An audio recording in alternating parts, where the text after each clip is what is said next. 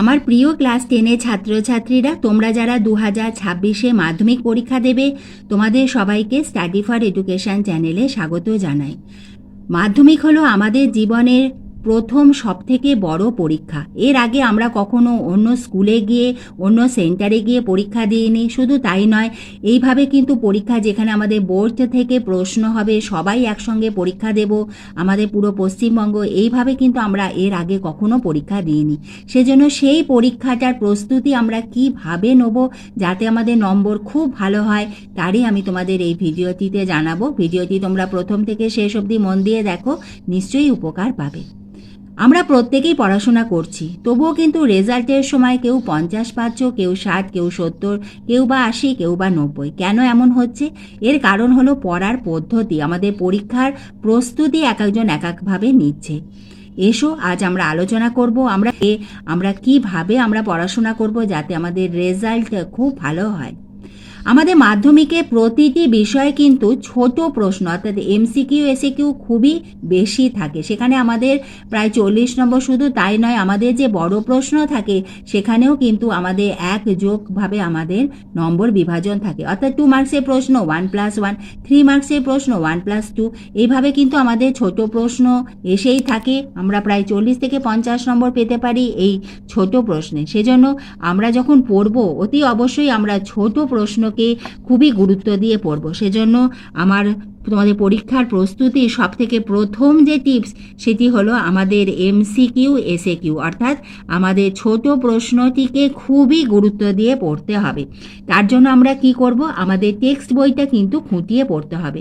তোমরা যে কোনো একটি টেক্সট বইকে তোমাদের মেন টেক্সট বই হিসাবে নাও। আমাদের বাংলা এবং ইংলিশের ক্ষেত্রে স্কুল থেকে দেওয়া হয়েছে, সেটি আমাদের পাঠ্য বই। আমাদের অন্য বিষয় ইতিহাস, ভূগোল, ভৌতবিজ্ঞান, জীবনবিজ্ঞানের ক্ষেত্রে তোমরা যে কোনো একটি টেক্সট বইকে তোমাদের পাঠ্য বই হিসাবে নাও। তোমরা সাইট বুক হিসাবে অন্য তোমরা ফলো করতে পারো, কিন্তু টেক্সট বই হিসাবে কিন্তু একটি বই তোমরা এমনভাবে সিলেক্ট করো যেটাকে তোমরা সম্পূর্ণ বইটা খুব ভালোভাবে তোমাদের খুঁটিয়ে পড়তে হবে।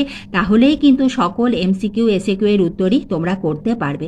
আমাদের 2025-এ যারা কৃতি ছাত্রছাত্রী, প্রত্যেকেই বলেছে যে আমরা পাঠ্য বই খুব খুঁটিয়ে পড়েছি এবং এই বছর অঙ্ক এবং জীবন বিজ্ঞানের প্রশ্ন খুব কনসেপ্টের ওপর এসেছিল। সেজন্য কনসেপ্ট ক্লিয়ার করে পড়তে হবে, অর্থাৎ আমাদের বুঝে পড়তে হবে। আমরা কিভাবে বুঝতে পারবো? যদি একই বই আমরা সেই অধ্যায়টি বারে বারে পড়ি, তাহলে কিন্তু সেই অধ্যায়টি আমাদের অনেকটাই অবগত হবে এবং আমরা বুঝতে পারবো। সেজন্য এমসিকিউ এসিকিউ আমাদের খুব ভালোভাবে করতে হবে আমাদের পাঠ্য বই পড়ে। এবং দ্বিতীয় যেটি হলো, সেটি এমসিকিউ এসিকিউ এর জন্য আমাদের আগের বছর, অর্থাৎ প্রিভিয়াস ইয়ার্স যে কোয়েশ্চেন্স পেপার রয়েছে, তোমরা যে মাধ্যমিক পরীক্ষা দেবে 26-এ, তার সিলেবাস শুরু হয়েছিল মাধ্যমিক 2017 থেকে। সেই সিলেবাস শুরু হয়েছিল মাধ্যমিক 2017 থেকে। মাধ্যমিক 2017 থেকে মাধ্যমিক 2025 অবধি প্রশ্নপত্র আমি তোমাদের দিয়ে দেবো। আমার মাধ্যমিক 2017 থেকে 2024 অবধি সম্পূর্ণ প্রশ্নপত্র, এমসিকিউ এসিকিউ এর উত্তর সহ ভিডিও আমার দেওয়া রয়েছে। তোমরা স্টাডি ফর এডুকেশন চ্যানেলে গেলেই সেই ভিডিওগুলি দেখতে পাবে। তোমরা আগের বছরে প্রশ্ন যদি রেডি করো, এখান থেকে কিন্তু তোমরা কমন পাবেই।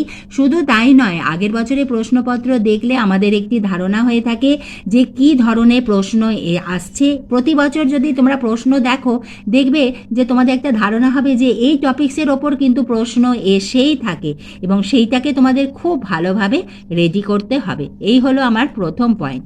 এরপরে আমাদের দ্বিতীয় যে পয়েন্ট, তোমাদের পরীক্ষা হবে মোট 7টি বিষয়। আমার ইতিহাস পড়তে খুব ভালো লাগে, অঙ্ক করতে ভালো লাগে না, সেজন্য আমি অঙ্ক করব না। এইভাবে কিন্তু পড়াশোনা করলে হবে না। তোমাদের যেহেতু মোট বিষয় হলো 7টি, আমাদের প্রতিটি বিষয়কে, অর্থাৎ আমাদের 7টি বিষয়কেই কিন্তু সমান গুরুত্ব দিয়ে পড়তে হবে। 7টি বিষয়কে সমান গুরুত্ব দিয়ে আমাদের পড়াশোনা করতে হবে। কারণ আমাদের যে টোটাল 700তে হবে, সেখানে যদি আমাদের একটি বিষয়ে নম্বর কম হয়ে যায়, তাহলে কিন্তু তোমার টোটাল এবং পার্সেন্টেজটা কমে যাচ্ছে। সেজন্য আমার দ্বিতীয় যে বিষয়, প্রতিটি বিষয়কে সমান গুরুত্ব দিতে হবে।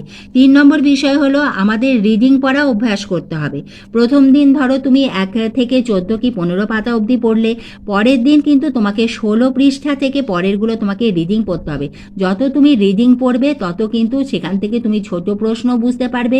শুধু তাই নয়, অনেকগুলি ছোট প্রশ্ন নিয়ে কিন্তু হয়ে থাকে আমাদের বড় প্রশ্ন, তাহলে কিন্তু তুমি বড় প্রশ্নের উত্তরও অনায়াসেই লিখে ফেলতে পারছো। সেজন্য আমাদের তৃতীয় যে পয়েন্ট সেইটি হলো আমাদের টেক্সট বইয়ের রিডিং পড়তে হবে, এবং এর আগে যে বিষয় সেইটি আমি খুবই গুরুত্বপূর্ণ, প্রত্যেকটা বিষয়কে আমাদের সমান গুরুত্ব দিতে হবে।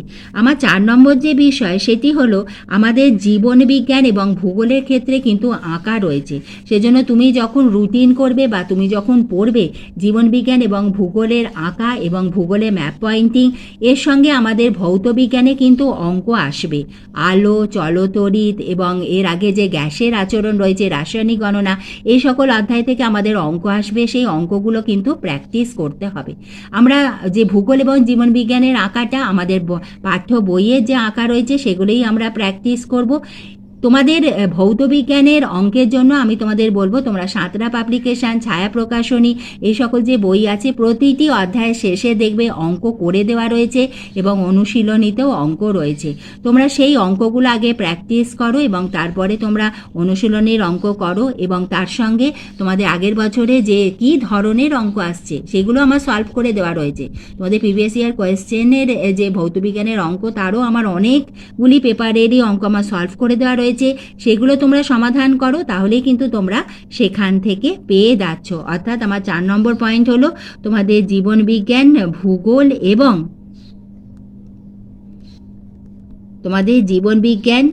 ভূগোল এবং ভৌত বিজ্ঞানের ক্ষেত্রে কিন্তু আমাদের আলাদা একটু সময় দিতে হবে, কারণ এইগুলিতে আমাদের টেক্সট বই পড়ার সঙ্গেও কিন্তু আঁকা এবং অঙ্ক প্র্যাকটিস করতে হবে। আমার 5 নম্বর যে পয়েন্ট সেটি হলো একটি খুবই গুরুত্বপূর্ণ বিষয়, সেটি হলো অঙ্ক, তোমাদের গণিত।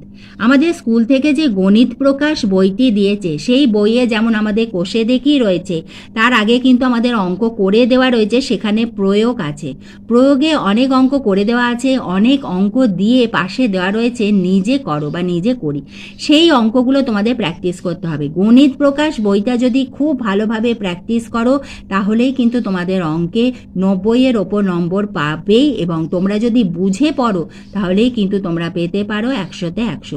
সেজন্য তোমাদের গণিত প্রকাশ বইটা কিন্তু খুব ভালোভাবে প্র্যাকটিস করো। সঙ্গে বিভিন্ন যে প্রশ্ন উত্তরের বই আছে বা প্রশ্নের বই আছে, আগের বছর দাদা দিদিদের যে টেস্ট পেপার সেখান থেকে তোমরা প্র্যাকটিস করতে পারো বিভিন্ন অঙ্ক, কারণ অঙ্ক হলো সম্পূর্ণ প্র্যাকটিসের ব্যাপার। তাহলেই কিন্তু তোমাদের অঙ্কটা অনেকটাই রেডি হয়ে যাবে, এবং যে লেসেনটা, যে অধ্যায়টা তুমি শেষ করছো তারপরেই কিন্তু ধরো তুমি ভেদ করলে, ভেদ শেষ করেই এবার তুমি বিভিন্ন যে প্রশ্নের বই আছে সেই প্রশ্নের বই থেকে অঙ্ক করলে, বা আগের বছরের যে টেস্ট পেপার থেকে করলে, বা ইয়ারে কোশ্চেনে দেখো ভেদ থেকে কোন অঙ্ক এসেছে সেগুলো করো, এবং যেটা অসুবিধা হচ্ছে সেটা তোমরা আমাকেও জানাতে পারো। আমাদের 6 নম্বরে যে আমি টিপস তোমাদের দেবো, খুবই গুরুত্বপূর্ণ এই টিপস, সেটি হলো যে তোমাদের কিন্তু একটি নোট খাতা করতে হবে। তার সামনে ধরো আমাদের ইতিহাসে অনেক তারিখ রয়েছে, সাল রয়েছে, সেগুলো ইতিহাসের সালগুলো পরপর লিখে রাখলে, এমন অনেক বই আছে সেই ইতিহাসের বইয়ে প্রতিটি অধ্যায় শেষে গুরুত্বপূর্ণ সালগুলো রয়েছে, সেইগুলো প্রথম অধ্যায় বলে সালগুলো লিখলে, দ্বিতীয় অধ্যায় বলে সালগুলো লিখলে, এইগুলো লিখলে। এবার সেই খাতারই মাঝখান থেকে তোমরা ভৌত বিজ্ঞানে ফর্মুলা লিখলে, এবং তারপরে তোমাদের অঙ্কের জন্য ওই খাতারই শেষের দিক থেকে করতে পারো, অথবা অন্য একটা খাতা নিলে প্রতিটি অধ্যায়ের ফর্মুলা তোমরা লিখে রাখলে, কারণ এই ফর্মুলাগুলো তোমাকে সপ্তাহে একদিন করে কিন্তু একবার পড়তেই হবে, নইলে কিন্তু তোমাদের ফর্মুলা গুলিয়ে যাবে। আমাদের অঙ্কের ক্ষেত্রে, আমাদের পরিমিতিতেও কিন্তু অনেক রকম ফর্মুলা হয়, সেগুলো কিন্তু তোমাদের যদি প্র্যাকটিসের মধ্যে না থাকে, অভ্যাসের মধ্যে না থাকে, তাহলে কিন্তু খুবই অসুবিধা হবে। এটি হলো আমাদের 6 নম্বর পয়েন্ট, সেটি হলো তোমাদের নোট খাতা। সেই নোট খাতাতে তোমাদের যে গুরুত্বপূর্ণ যে জিনিসগুলো সেগুলো লিখলে। তোমাদের আরেকটা নোট খাতা করতে হবে, সেইটা তোমাদের যখন অঙ্ক করছো বা যে কোনো জিনিস, ভৌতবিজ্ঞানে কোনো অঙ্ক করছো বা কোনো কিছু লিখছো, দেখবে বারে বারে সেই জায়গাটা করেই তোমার অসুবিধা হচ্ছে, সেই সেই জিনিসগুলো কিন্তু তোমাকে নোট খাতাতে, এই নোট খাতাতে তোমাদের সব কিছু যে আমাদের ফর্মুলা আছে সেগুলো লিখলে, এবং আরেকটি খাতা খাতা করতে হবে, নোট খাতা বা এমনি আরেকটা খাতা করলে সেখানে তোমরা রাফ খাতা বা ইম্পর্টেন্ট খাতা এইভাবে লিখতে পারো। সেই খাতাতে তোমাদের যেখানটা অসুবিধা হয় সেইটাই কিন্তু শুধু লিখে রাখো। আমাদের মাধ্যমিকের সময় শুধু অঙ্ক আর ইতিহাসের আগে কিন্তু ছুটি থাকে, অন্য পরীক্ষার আগে কিন্তু ছুটি থাকবে না। ভৌতবিজ্ঞানে আমাদের অনেক ফর্মুলা আছে, তার আগেও কিন্তু আমাদের কোনো ছুটি থাকবে না। সেজন্য তোমরা যদি পরীক্ষার আগের দিন এই খাতাটা একবার দেখে যাও যে কোনখানটায় করতে গেলে তোমার বারে বারে অসুবিধা হয়, পরীক্ষার হলে কিন্তু তোমার সেই জায়গাটাতে তোমার আটকে গেলেই মনে পড়ে যাবে এইখানটা আমার অসুবিধা হয়, ওই খাতায় তখন তোমার মনে পড়বে এইখানটা এইভাবে করতে হবে, তার ফলে তুমি সেইটা খুব সুন্দরভাবে করে আসতে পারবে। সেজন্য তোমাকে খুব সুন্দরভাবে এই খাতাটা কিন্তু এখন থেকেই করতে হবে।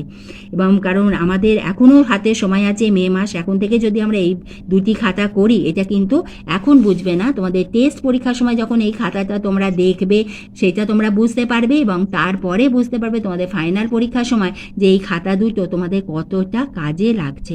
এরপরে আমার 7 নম্বর যে পয়েন্ট সেটি হলো আমাদের রুটিন করে পড়াশোনা করতে হবে এবং সেই রুটিনে যেন আমাদের প্রতিটি বিষয় থাকে, যাতে আমরা প্রতিটি বিষয়কে সমান গুরুত্ব দিয়ে পড়াশোনা করতে পারি। এবং আমার 8 নম্বর পয়েন্ট হলো অতি অবশ্যই লিখবে, কারণ আমরা যে জিনিসটা মুখস্থ করি সেটা আমাদের যত টানা মনে থাকে, আমরা যদি সেটা লিখি বা লেখা অভ্যাস করি, এখন আমি তোমাদের বলবো না যে তোমরা ঘড়ি ধরে সময় ধরে তোমরা এখন থেকেই লেখা অভ্যাস করো, তার জন্য তোমাদের আমি পরে আবার ভিডিও দেব, তখন আমি তোমাদের বলে দেবো তোমরা কিভাবে পরীক্ষা দেবে, কবে কোন পরীক্ষাটা দেবে, সেগুলো আমি তোমাদের সবই বলে দেবো।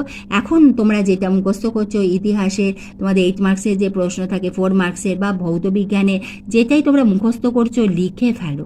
লিখলে কিন্তু আমাদের সেই পড়াটা অনেক মনে থাকে। এবং তুমি ধরো এখন 6 নম্বর অধ্যায়টা পড়ছো, আমি মনে করি তোমার অতি অবশ্যই একদিন অন্তত তুমি প্রথম অধ্যায়টা একবার প্রশ্নগুলো পড়ে নাও। তুমি ধরো 7 নম্বর অধ্যায়টা পড়ছো, তখন একবার দ্বিতীয় বা তৃতীয় অধ্যায়টা একবার পড়ে নাও, কারণ পরে আমরা এখন আমাদের সেকেন্ড ইউনিট টেস্ট আসছে, সেকেন্ড ইউনিট টেস্টে পড়তে গিয়ে আমরা যেন প্রথম ইউনিট টেস্টে আমাদের যে সিলেবাস ছিল সেগুলো যেন আমরা ভুলে না যাই। সেজন্য আমার যে 9 নম্বর পয়েন্ট সেটি হলো আমাদের রিভিশন করতে হবে। রিভিশন করতে হবে যাতে আমাদের পুরনো জিনিসগুলো আমরা যেন ভুলে না যাই। তোমরা এইভাবে পড়াশোনা করো, তোমাদের নিশ্চয়ই খুব ভালোভাবে রেডি হয়ে যাবে। এইভাবে পড়ে তোমরা সেকেন্ড ইউনিট টেস্ট দাও, তারপরে আমাকে তোমরা বলো যে তোমাদের পরীক্ষা কেমন হলো, এবং এইভাবে তোমরা তোমাদের পড়া রেডি করো। তোমাদের প্রত্যেকের পরীক্ষা খুব ভালো হবে। তোমাদের সবার জন্য আমি এবং আমাদের সকলের চ্যানেল স্টাডি ফর এডুকেশনের পক্ষ থেকে রইল বেস্ট অফ লাক। তোমরা একবার দেখে নিও এই ভিডিওর ডেসক্রিপশন বক্সটা, গুরুত্বপূর্ণ কয়েকটি ভিডিও লিঙ্ক দিয়ে দেবো, সেখানে ক্লিক করলে তোমরা পেয়ে যাবে আগের বছরের প্রশ্নের উত্তরগুলি। অতি অবশ্যই সেই ভিডিওগুলি তোমরা দেখে নিও। ভিডিওটি ভালো লাগলে একটা লাইক করে দিও, বন্ধুদের শেয়ার করে দিও।